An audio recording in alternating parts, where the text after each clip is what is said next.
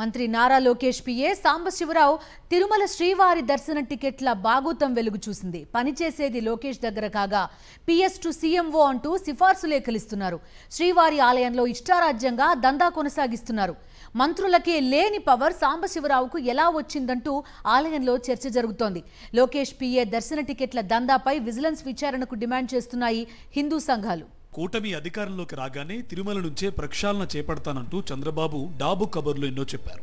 కానీ తిరుమల శ్రీవారి ఆలయంలో అన్ని రకాల అపచారాలు జరుగుతున్నాయి. గత వైఎస్ఆర్సీపీ ప్రభుత్వంలో రోజుకు 3,000 మాత్రమే వీఐపీ దర్శన టికెట్లు ఇచ్చేవారు.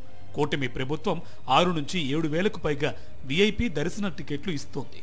దీంతో సామాన్య భక్తుల దర్శనంకు తీవ్ర ఇబ్బందులు ఎదురవుతున్నాయి.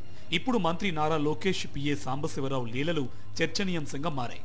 మంత్రుల సిఫార్సు లేఖలు 2కు పరిమితం చేశారు. అయితే మంత్రి Lokesh PA Sambasivarao PS to CMO అంటూ రోజుకు 10 నుంచి 12 సిఫార్సు లేఖలు ఇస్తూ శ్రీవారి ఆలయంలో దందా చేస్తున్నారు.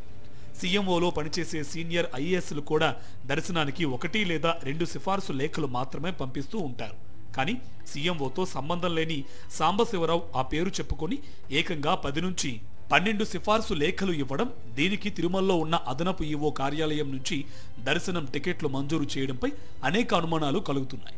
టీటీడీ విజిలెన్స్ అధికారులు ఏం చేస్తున్నారని టీటీడీ మాజీ చైర్మన్ భూమాన ప్రశ్నించారు. దీనిపై సమగ్ర విచారణ జరిపించాలని కోరుతున్నారు.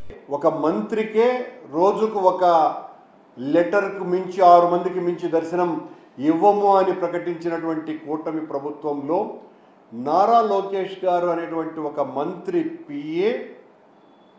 పిఎస్ టు సీఎంఓ అన్న పేరుతో రోజుకు 10 నుంచి 12 లెటర్లు దర్శనానికి పంపిస్తున్నారంటే, కూటమి ప్రభుత్వం వచ్చిన తర్వాత లోకేష్ పిఏ సాంబశివరావు అరాచకాలు తిరుమలలో ఎక్కువైపోయిందన్న ఆరోపణలు వినిపిస్తున్నాయి. దర్శనం టికెట్ల ద్వారానే కోట్ల రూపాయలు సంపాదించినట్టు సమాచారం.